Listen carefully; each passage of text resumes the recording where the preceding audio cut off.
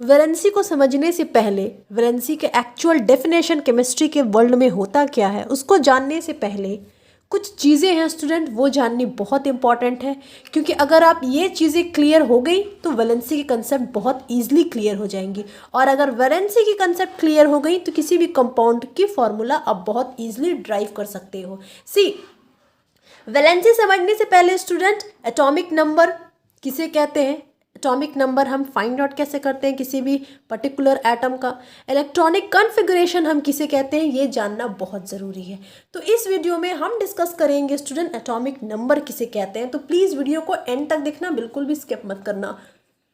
सो सी student, हमने ये जान रखा है ये एटम का स्ट्रक्चर कुछ इस टाइप का होता है। ओके, सेंटर में न्यूक्लियस होते हैं, न्यूक्लियस में नंबर ऑफ प्रोटॉन प्रेजेंट है and number of neutrons present है। ठीक है, प्रोटॉन पर पॉजिटिव चार्ज होते हैं, न्यूट्रॉन पर कोई चार्ज नहीं होते, इसलिए हम कहते हैं न्यूट्रॉन इलेक्ट्रिकली न्यूट्रल होता है। ओके, और एटम के न्यूक्लियस के अराउंड ये ऑर्बिट होते हैं, कई सारे ऑर्बिट होते हैं, और इस ऑर्बिट पे इलेक्ट्रॉन रिवॉल्व करते हैं just like the planet revolve around the sun. तो न्यूक्लियस को आप सन अज्यूम कर लो और इलेक्ट्रॉन को आप प्लैनेट अज्यूम कर लो। ओके, और इलेक्ट्रॉन पर नेगेटिव साइन होते हैं, मतलब इलेक्ट्रॉन नेगेटिवली चार्ज होता है। तो इतनी चीज़ें हमने जान रखी है स्टूडेंट, लेकिन एटॉमिक नंबर किसे कहते हैं।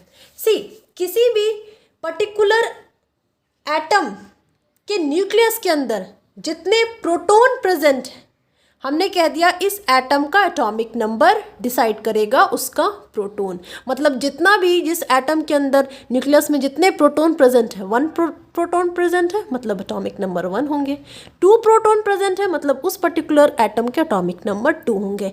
न्यूट्रॉन को हम कंसिडर नहीं करते हैं स्टूडेंट, बिकॉज न्यूट्रॉन पर कोई चार्ज नहीं होते हैं, ये इलेक्ट्रिकली न्यूट्रल होते हैं। See, number of proton present in an atom determine its atomic number, मतलब जितना प्रोटॉन की मात्रा होगी वही उसकी एटॉमिक नंबर होगी।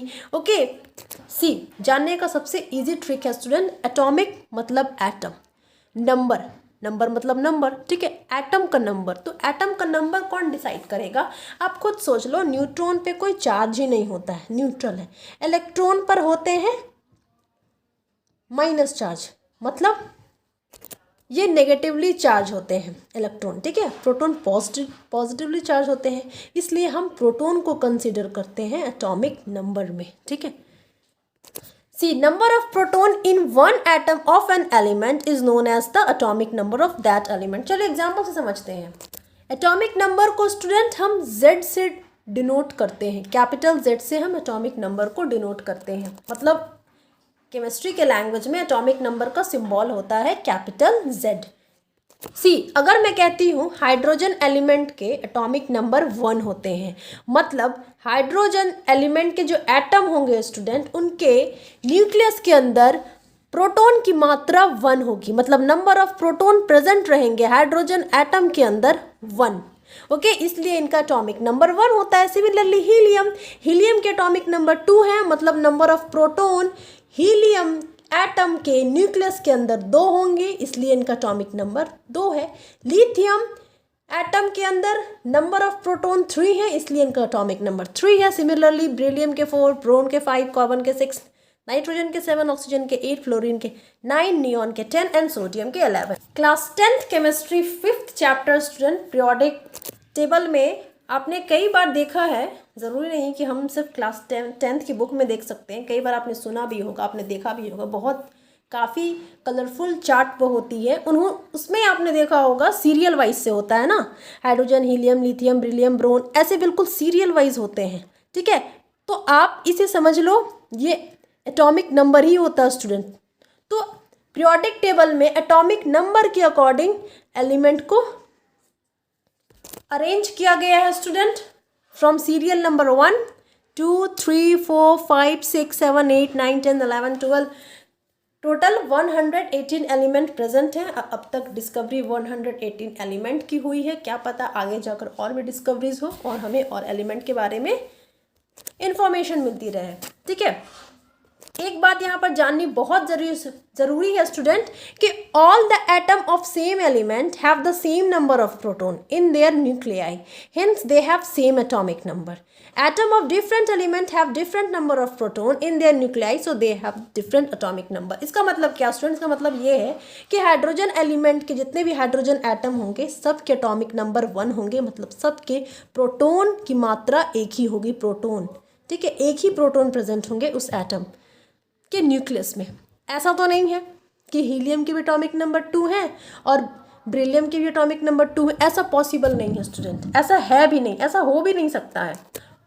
और जो एटम डिफरेंट एलिमेंट के हैं, जैसे ब्रोन एक डिफरेंट एलिमेंट है, कार्बन एक डिफरेंट एलिमेंट है, तो कार्बन के एलिमेंट जो है कार्बन के एटम से बने होंगे, तो इनकी एटॉमिक नंबर अलग है. ब्रोन के जो एलिमेंट हैं ये ब्रोन के एटम से बने होंगे, तो इनके एटॉमिक नंबर अलग है. इसलिए यहाँ पर मेंशन है student, atom of different element have different number of proton in their nuclei, so they have different atomic number. And all the atom of same element, जैसे हाइड्रोजन एलिमेंट बने हैं hydrogen के एटम से, तो hydrogen के सारे atom के atomic number 1 होंगे, मतलब इनके एटम के अंदर, न्यूक्लियस के अंदर नंबर ऑफ प्रोटॉन 1 होंगे. ओके, कभी ऐसा नहीं हो सकता है कि एटॉमिक नंबर किसी भी एलिमेंट का सेम हो, सबका डिफरेंट होगा, सबका डिफरेंट होगा. Okay, see no 2 elements can have same atomic number. किसी भी 2 एलिमेंट का सेम एटॉमिक नंबर हो ही नहीं सकता है. ठीक है, each element has its own fixed atomic number. हर एक एलिमेंट के फिक्स्ड एटॉमिक नंबर हैं, as you can see here, है ना. सबके अलग अलग एटॉमिक नंबर, ऐसा तो नहीं है ऑक्सीजन का भी 8 है तो चलो भैया फ्लोरीन का भी 8 ही होगा, ऐसा नहीं है. So atomic number can be use to identify an element.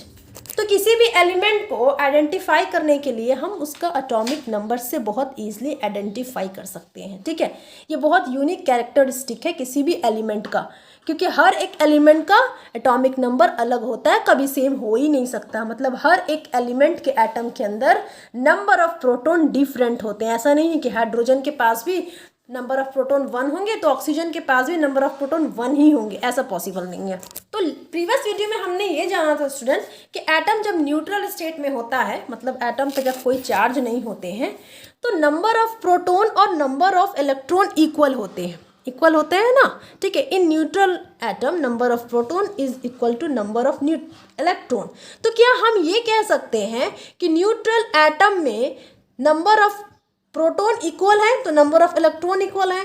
तो इसका मतलब ये होता है स्टूडेंट कि atomic number of an element also give us the number of electron in one neutral atom. देखो, किसी भी न्यूट्रल एटम में number of proton number of electron equal है, तो जितना प्रोटॉन की मात्रा होगी किसी भी न्यूट्रल एटम में उतना इलेक्ट्रॉन की मात्रा होगी. तो एटॉमिक नंबर से हम एटॉमिक नंबर को हम कैपिटल जेड से डोनेट करते हैं.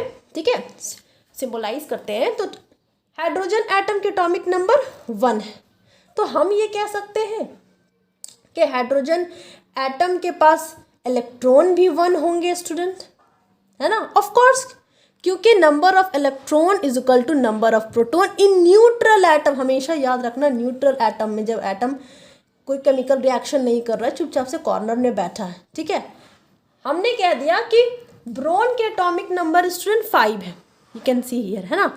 तो इसका मतलब ये स्टूडेंट, जब ब्रोन के एटम न्यूट्रल स्टेट में है तो इनके पास इलेक्ट्रॉन भी 5 होंगे. क्यों? क्योंकि एटॉमिक नंबर का मतलब होता है नंबर ऑफ प्रोटॉन, और न्यूट्रल स्टेट में number of proton is equal to number of electron. तो इलेक्ट्रॉन भी 5 होंगे और प्रोटॉन भी 5 होंगे. ओके, याद रखना, सिर्फ न्यूट्रल स्टेट में, एटम अगर न्यूट्रल स्टेट में है, पर जैसे ही एटम आयंस में कन्वर्ट हो गया, मतलब एटम पर चार्ज आ गया. और आयंस का तो फंडा यही है स्टूडेंट कि जब एटम पे चार्ज आते हैं तो नंबर ऑफ प्रोटॉन और नंबर ऑफ इलेक्ट्रॉन कभी भी इक्वल नहीं होते हैं. इट रिमेन ऑलवेज अनइक्वल, हमेशा अनइक्वल होते हैं स्टूडेंट. क्यों? क्योंकि मैंने अपने प्रीवियस वीडियो में आपको समझा रखा है कि एटम अगर खुद के इलेक्ट्रॉन किसी को दे देता है या दूसरों का इलेक्ट्रॉन खुद पर ले लेता है तो ये चार्ज हो जाता है. हम कहते हैं एटम नहीं रहा, अब तो ये आयंस में कन्वर्ट हो गया, है ना. तो जब खुद का एक इलेक्ट्रॉन दे देगा तो इलेक्ट्रॉन की मात्रा कम हो जाएगी ना, क्योंकि electron is equal to proton होता है न्यूट्रल स्टेट में. तो एक इलेक्ट्रॉन आपने मुझसे ले लिया तो इलेक्ट्रॉन की मात्रा कम हो गई और प्रोटॉन की मात्रा बढ़ गई, है ना। तो ऐसे में एटॉमिक नंबर सेम नहीं होता है स्टूडेंट। तो आयंस में एटॉमिक नंबर सेम नहीं होते हैं, बट न्यूट्रल स्टेट में जितने एटॉमिक नंबर होते हैं उतना ही नंबर ऑफ इलेक्ट्रॉन होता है, क्योंकि एटॉमिक नंबर का ही मतलब होता है नंबर ऑफ प्रोटॉन। और एक बात बहुत ध्यान से सुनना, किसी भी केमिकल रिएक्शन में स्टूडेंट हमेशा एटम का आउटरमोस्ट ऑर्बिट के जो इलेक्ट्रॉन होते हैं वो पार्टिसिपेट करते हैं, ठीक है। प्रोटॉन कभी नहीं पार्टिसिपेट करता है, ठीक है, केमिकल रिएक्शन में, ठीक है। तो सारा गेम चेंजर होता है ये इलेक्ट्रॉन। ये इलेक्ट्रॉन खुद के ऑर्बिट में से किसी को इलेक्ट्रॉन देता है, तब एटम कंबाइन होते हैं। दूसरों में से एटम लेता है, इलेक्ट्रॉन लेता है खुद, तो भी एटम कंबाइन होते हैं। तो सारा गेम इलेक्ट्रॉन का है, प्रोटॉन का कहीं पर रोल है ही नहीं केमिकल रिएक्शन में। क्लास 11th में आप पढ़ेंगे न्यूक्लियर रिएक्शन में, तो वहाँ पूरा गेम है प्रोटॉन का, ठीक है। सो हम अपने अपकमिंग सेशन में स्टूडेंट इलेक्ट्रॉनिक कॉन्फ़िगरेशन के बारे में जानेंगे। उसके बाद हम वैलेंसी को समझेंगे। वैलेंसी को समझने के बाद हम बहुत ईजिली किसी भी कंपाउंड का फॉर्मूला ड्राइव कर सकते हैं। Till then stay safe, please subscribe my channel, like my video, share my video, और कुछ तो बोलो यार कमेंट सेक्शन में, समझ में आया नहीं आया कुछ तो बताओ। Till then thank you for watching, God bless you all.